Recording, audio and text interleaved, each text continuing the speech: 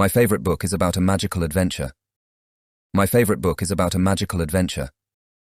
It has colorful pictures and big letters that are easy to read. It has colorful pictures and big letters that are easy to read.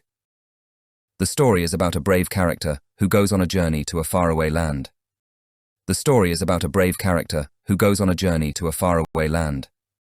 I like this book because it makes me feel happy and excited. I like this book because it makes me feel happy and excited. The characters are funny, and there are surprises on every page.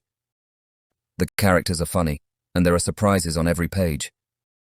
The cover of the book is bright and catches my eye. The cover of the book is bright and catches my eye.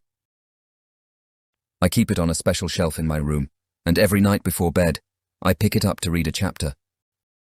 I keep it on a special shelf in my room, and every night before bed, I pick it up to read a chapter. The best part is when the characters discover something amazing. The best part is when the characters discover something amazing.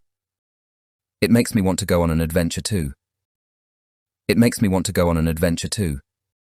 This book is my favorite because it takes me to a magical place where anything is possible. This book is my favorite because it takes me to a magical place where anything is possible.